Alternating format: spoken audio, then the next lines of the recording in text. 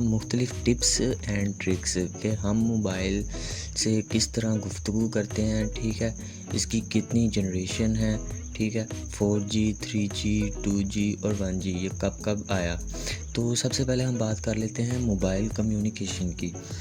Mobile communication کے لیے ہم نے جو موبائل کے اندر جو اسپیکر ہوتا ہے ہمارا، ٹھیک ہے، اس کے اندر دو سگنلز ہوتی ہیں، مائکرو فون، ٹھیک ہے، اس کی دو سگنل ہوتے ہیں، اینالوگ سگنل اور ڈیجیٹل سگنل، یہ دو سگنل ہوتے ہیں۔ ڈیجیٹل سگنل جو ہوتا ہے اس کا انحصار 1001010 کے کوڈ پر منحصر ہوتا ہے، ٹھیک ہے، جو ہمیں الٹینے کے ذریعے مدد دیتی ہیں، ٹھیک ہے۔ اگر ہم کسی سے بات کرتے ہیں، کسی سے گفتگو کرنا چاہتے ہیں تو وہ الیکٹرو میگنیٹک ویوز کے ذریعے ہم بات کر سکتے ہیں، جو موبائل کے اندر الٹینا جو ہے وہ لگا ہوتا ہے، ٹھیک ہے، اس کے ذریعے ہم بات کر سکتے ہیں۔ اس کا انحصار جو ہے وہ بھی کوڈ کے اوپر ہوتا ہے، کوڈ بھی اس کا 10101 کے اوپر ہی ہوتا ہے، لیکن جو 1 والے جو سگنل ہوتے ہیں وہ بند ہوتے ہیں اور 0 والے جو سگنل ہوتے ہیں وہ تھوڑے سے کھلے ہوتے ہیں۔ اگر ہم مثال لے لیں، مثال کے طور پہ اگر ہم کسی سے بات کرتے ہیں تو وہ الیکٹرونک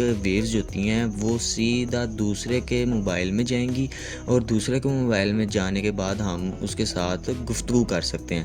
لیکن اگر ہم گفتگو کے دوران اگر کوئی رکاوٹ پیش آتی ہے، یعنی کہ بارش آ جاتی ہے، یہاں کوئی دیوار آ جاتی ہے، یعنی کہ آگے کوئی چیزیں آ جاتی ہیں، انوائرمنٹل فیکٹرز آ جاتے ہیں، تو اس چیز سے بچنے کے لیے انجینئرز نے ایک ایسی چیز بنائی ہے جسے آپ بغیر رکاوٹ کے آپ آسانی سے بات کر سکتے ہیں۔ جو دنیا ہوتی ہے وہ کروڈ شیپ کے اندر ہوتی ہے، کروڈ شیپ کے اندر، ٹھیک ہے۔ انجینئرز نے الٹینا جو ہے وہ تیار کی ہے، یہ سیلولر ٹیکنالوجی ہے جو انجینئرز نے پوری دنیا کے اندر بنائی ہے، پوری دنیا کے اندر، ٹھیک ہے۔ اور یہ سیلولر ٹیکنالوجی یہ ہائیگونک سیلز جو ہوتے ہیں ان پر منحصر ہوتی ہے اور یہ پوری دنیا کے اندر لگائے گئے ہیں، ٹھیک ہے، جس کی وجہ سے رکاوٹ پیش نہ آئے اور لوگ آسانی سے ایک دوسرے کے ساتھ بات کر سکیں، گفتگو کر سکیں، اور وہ بھی بالکل آسانی سے۔ یہ آپٹیکل فائبر کیبلز جو ہوتی ہیں ان کے ساتھ ان کا کمیونیکیشن ہوتا ہے اور یہ پوری دنیا میں ایک دوسرے کے ساتھ لنک کر رہی ہوتی ہیں، اٹیچ کر رہی ہوتی ہیں، ٹھیک ہے۔ اگر ہم بات کرتے ہیں تو ہماری الیکٹرونک ویوز سیدھا الٹینے پہ جاتی ہیں، وہاں سے تار جو ہوتی ہے، وہاں سے تار گزرتی ہے اور وہ سگنل جو ہوتی ہیں وہ ہمارے سیدھا نیچے ایک باکس ہوتا ہے جو بیس ٹرانسفر ہوتا ہے، بیس ٹرانسفر کا باکس ہوتا ہے، وہاں سے سیدھا جو ہمارے قریبی جو جسے ہم بات کر رہے ہیں اس کے پاس جو ٹاور لگا ہے اس کے پاس جاتی ہے اور وہاں سے اس ٹاور سے سیدھا اس شخص کے پاس جو موبائل ہے اس کے اندر جو مائکرو فون ہے، ٹھیک ہے، وہاں سے وہ ویو جو ہوتی ہیں وہ اسپیکر کے ذریعے باہر نکلتی ہیں اور وہاں سے پھر ہم آسانی سے بات کر سکتے ہیں، ٹھیک ہے، کوئی مسئلے کی کوئی پریشانی کی بات نہیں ہوتی، ٹھیک ہے۔ اس کے بعد باری آ جاتی ہے کہ یہ الٹینے جو ہیں یہ تو لگائے گئے ہیں پوری دنیا کے اندر، ٹھیک ہے، پوری دنیا میں لگے ہوئے ہیں۔ اس کا how to locate your friends tower, کہ ہم اپنے دوست کا ٹاور کیسے جو ہے وہ کیسے ہم ڈھونڈ سکیں، ٹھیک ہے۔ اس کے لیے بھی ایک موبائل سوئچنگ سینٹر بنایا گیا، موبائل سوئچنگ سینٹر MSC، یعنی کہ یہ ایک ایسی چیز ہے یا ایسی جگہ ہے کہ یہاں پہ مختلف سپر کمپیوٹر ہوتے ہیں، انہوں نے ایک سم پرووائڈ کی ہوئی ہے ہمیں کہ ہم جو سم ہوتی ہے وہ اپنے موبائل میں لگاتے ہیں، ٹھیک ہے، کہ یہ چھوٹی سی چپ ہے، اس کی مدد سے ہم ایک دوسرے سے بات کر سکتے ہیں، یعنی کہ یہ ہمیں نمبر پرووائڈ کرتی ہے، یہ ہوتی ہے ہوم MSC، یہ ہمیں نمبر پرووائڈ کرتی ہے تاکہ ہم اس فرینڈ کا، اس دوست کا نمبر سیو کر لیں اپنے موبائل میں۔ اگر وہ فرینڈ ہوم MSC یعنی کہ اس جگہ سے کسی دوسری جگہ یعنی کہ بہت دور ہے، فورجن MSC میں ہے، یعنی کہ دور ہے، یعنی کہ اس سے، تو وہاں سے اس کی جو کمیونیکیشن ہے، ان کا جو لنک ہوتا ہے وہ آپس میں اٹیچمنٹ ہوتی ہیں، ٹھیک ہے، جس کی مدد سے ہم وہاں پہ بھی بات کر سکتے ہیں ایک دوسرے کے ساتھ۔ باقی باری آ جاتی ہے لوکیشن اپڈیٹ کی، کہ ہم اگر کہیں پہ جاتے ہیں تو وہاں پہ ہماری لوکیشن اپڈیٹ ہو جاتی ہے اور سم سے اس کو پتہ چل جاتا ہے۔ بقایا آ جاتا ہے ٹائم بیسڈ کا انحصار بھی منحصر ہوتا ہے کہ کوئی کس ٹائم پہ بات کرنی ہے۔ دوسری بات آ جاتی ہے لوکیشن ایریا بیس، کہ اگر ہم کہیں جا رہے ہیں تو وہاں پہ مختلف ٹاورز ہیں، گزر رہے ہیں اور وہاں پہ قریب GB जो टावर है वहाँ से हम बात कर सकते हैं। आगे बारी आ जाती है व्हेन फ़ोन टर्न ऑन। अगर आप जब फ़ोन ऑन तो आपकी लोकेशन जो होती है वो दूसरे दोस्त को पता चल जाती है। अगर ये एम है, ठीक है, और वो जॉन है, एमा अगर उसको चाहती है कि मैं कॉल करूँ तो एमा जो होती है वो वहाँ पे अपने अल्टीने के पास वहाँ से उसको कॉल करती है और उसके अल्टीना जो होता है वो सिग्नल कैच करता है, ठीक है, वहाँ से वो सिग्नल कैच करता है और होम है MSC से वो जोन्स होम MSC, ठीक है, वहाँ पे वो सिग्नल उसके पास जो अल्टीना लगा होएगा वहाँ पे वो भेजेगा।